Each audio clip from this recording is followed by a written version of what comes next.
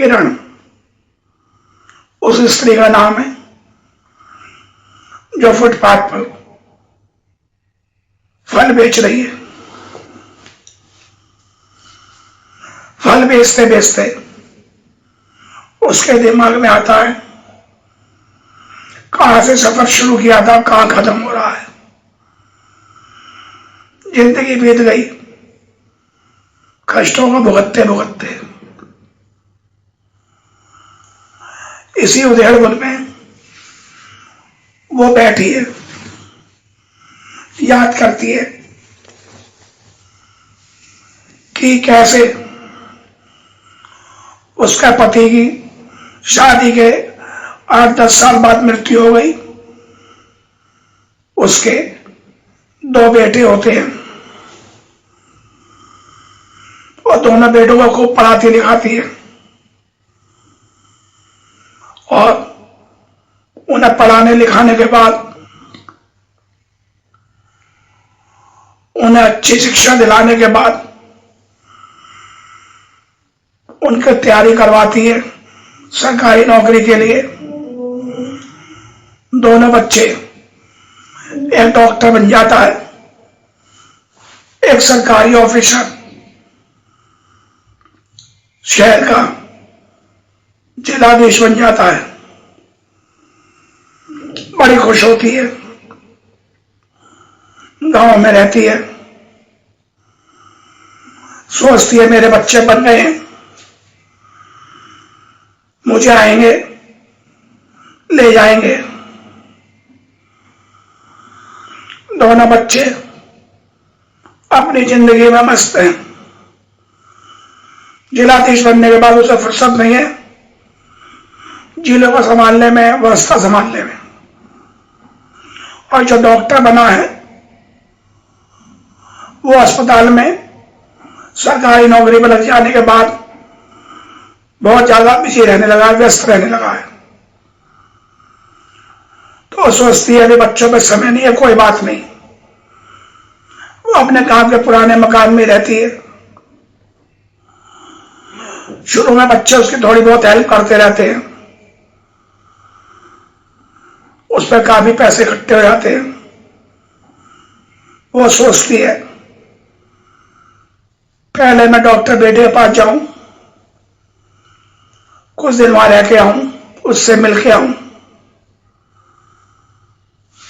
और डॉक्टर बेटे के पास जाती है तो डॉक्टर बेटा कहता है मम्मी आपको जाने की जरूरत नहीं थी, मैं पैसे भेज रहा था, कोई परेशानी थी तो मुझे बता देती। यहां समाज में मेरी इज्जत है, मान सम्मान है, और आप ऐसे ही आ गई हो। आप उसके कपड़े पुराने देख के वो अपनी मां को ये शब्द कहता है। उसकी मां को बड़ा धक्का लगता है। वो सोचती है मेरे बेटे पर जमाने का रंग चढ़ गया। ये सोचकर वापस गांव आ जाती है। फिर वो अपने बड़े बेटे से जो जिलाधीश होता है उसे कहती है फोन करके मैं कुछ दिन के लिए तेरे पास आना चाहती हूं, अगर तेरे पास समय है तो मैं आऊं। वो ना बुला लेता है। जब वो अपनी माता जी को देखता है तो वो अपने चपरासी से कहता है माता जी को मेरे बंगले में छोड़ो, मैं वहीं आके मिल लूंगा। वो अपनी माता जी को बंगले में भेज देता है। शाम को उनके लिए साड़ी वगैरह सब लेके आता है, नए कपड़े तैयार करता है, अच्छे ढंग से रखता है और कहता है चिंता मत करो, आप मेरे पास रहो। इतने में शहर के एक रईस घराने से उस डीएम के लिए, जिलाधीश के लिए एक रिश्ता आता है उसकी माँ बड़ी खुश होती है।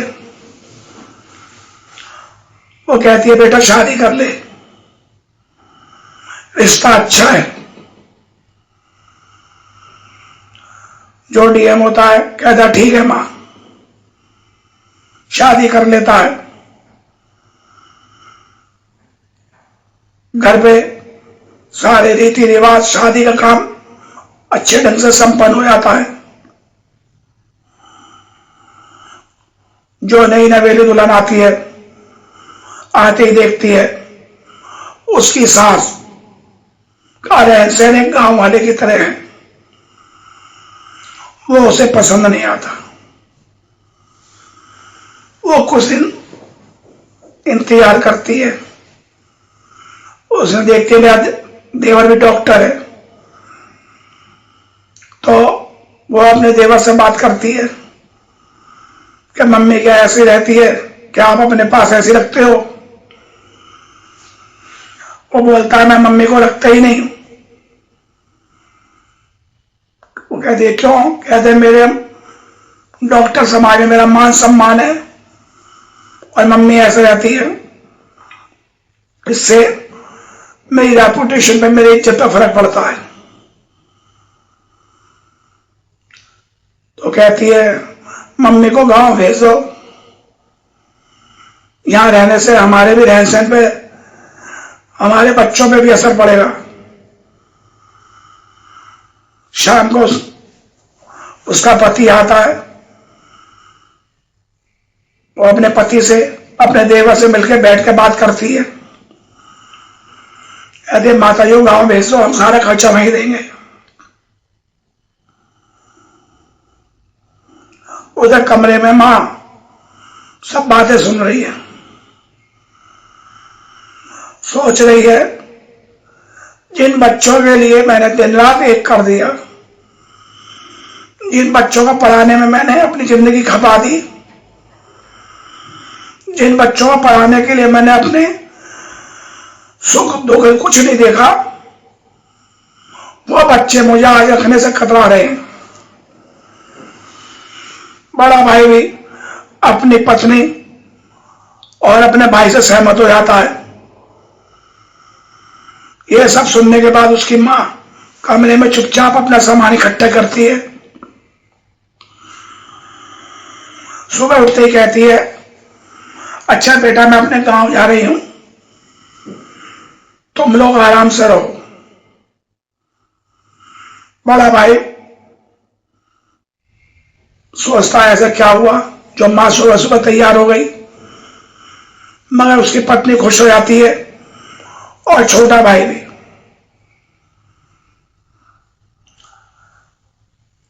कहानी यहां शुरू होती है सही महीने में।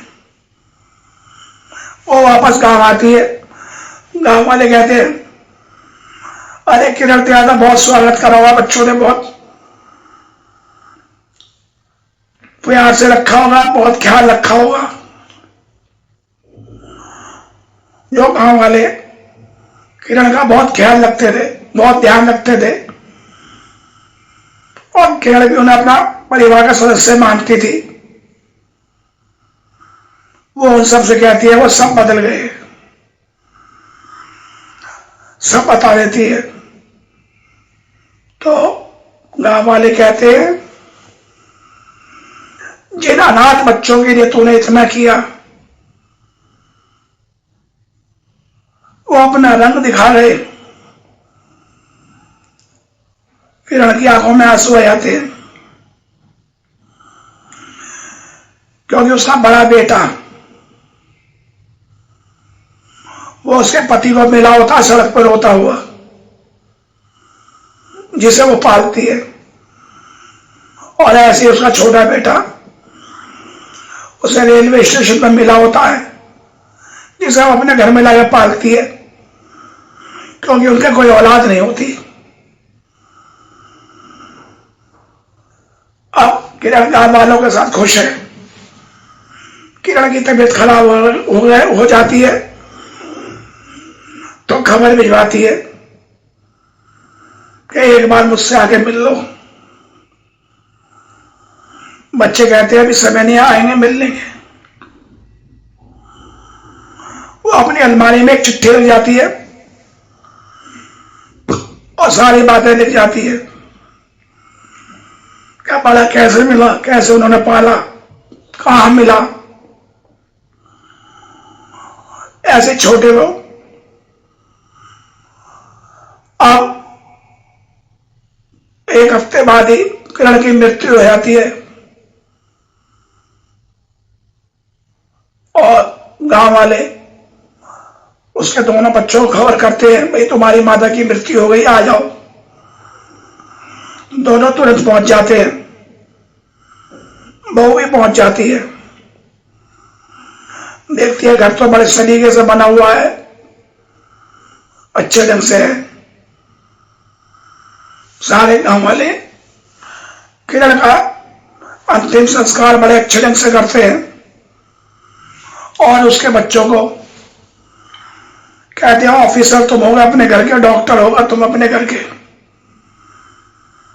तुमने अच्छा नहीं किया उसके साथ। यह सुनकर जिलाधीश वाला जो बड़ा लड़का होता है उसकी नजरें झुक जाती हैं और डॉक्टर बेटा कहता है, हमारे पास समय नहीं था तो हम क्या करते। कहता है, अगर तुम्हें रेलवे स्टेशन से उठा के ना लाती ना पालती तो तुम क्या करते। सारे गांव वाले एक साथ बोलते हैं और यह बड़ा लड़का इसके पिता को सड़क पर रोता हुआ मिला, इसे लाके नहीं पालती ना बढ़ाती, पति तो सब पहले ही मर गया था। इन दोनों बच्चों में उसने अपना सुख देखा, अपनी जिंदगी बिता दी, अपना एक एक पल तुम दोनों को दिया, तुमने बदले में क्या दिया। और दोनों बच्चों को जब पता लगता हम अनाथ थे, हमारी मां ने हमें मजदूरी करके पाला, गांव में खेती वालों ने मजदूरी करी और हमें इस जगह तक पहुंचाया। आप दोनों बहुत रोते हैं कि ये हमने क्या कर दिया, हमें मां के श्राप से मुक्ति कैसे मिलेगी। सारे गांव वाले उन्हें तुत्कारते हुए अपने अपने घर चले आते हैं। बड़ा बेटा जो थोड़ा कॉमन हृदय का था वो अपनी पत्नी से कहता है, एक तेरे कारण मैंने अपनी मां को गांव भेज दिया, मुझे मालूम था उसने बहुत कष्ट उठाए, इस पाप की भागीदार तू है, तो ये तेरी औलाद भुगतेगी। और छोटे भाई से कहता है, तूने कभी मां को अपने पास नहीं रखा, जबकि मां ने तेरे लिए सबसे ज्यादा किया, तुझे इतना प्यार दिया, काय की इज्जत तेरी, तेरी पहचान क्या है, तेरा बाप कौन, तेरी मां कौन। अगर इतना ही बड़ा इज्जतदार है तो मां बाप का नाम हटा दे अपने नाम के पीछे से। बड़ा भाई कहता है, जो गलती मुझसे हुई उसकी माफी नहीं है, अब हम कुछ भी नहीं कर सकते पछताने के अलावा। अलमारी खोलते हैं,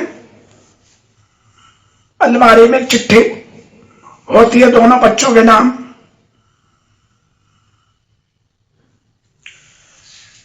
मैंने तुम दोनों को प्यार देने में अपनी औलाद से ज्यादा प्यार दिया, भले तुम्हें मैंने पैदा नहीं किया, लेकिन तुमने मुझे मां का प्यार नहीं दिया।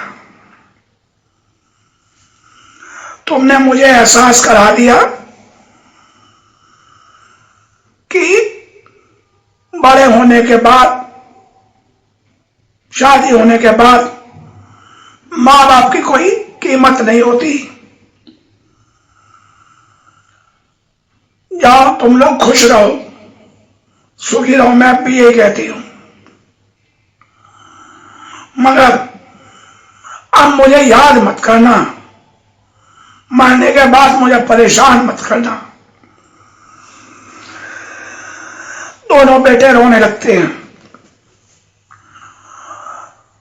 कहते हैं हमने पाप किया है जिसका कोई प्रायश्चित नहीं है,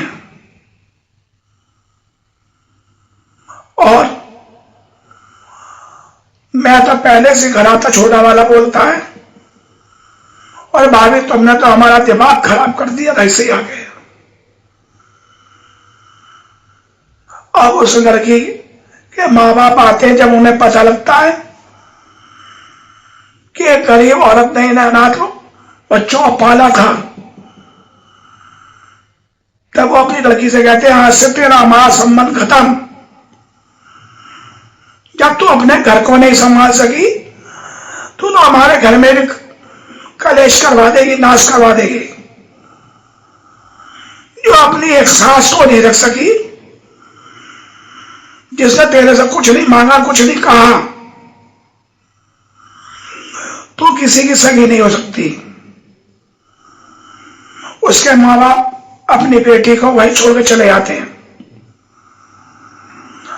अब बहू बहुत पछताती है, बहुत रोती है।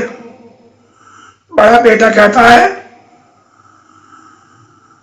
अगर मेरी औलाद हुई तो मैं पैदा होने के बाद जब वो समझदार होंगे उन्हें सारी बातें बताऊंगा, उनसे कहूंगा कि हमें हमारे साथ वही व्यवहार करो जो हमने अपनी मां के साथ किया। ये कहकर वो रोने लगता है। कहानी कैसी लगी बताएं, कमेंट्स में लिख के दें।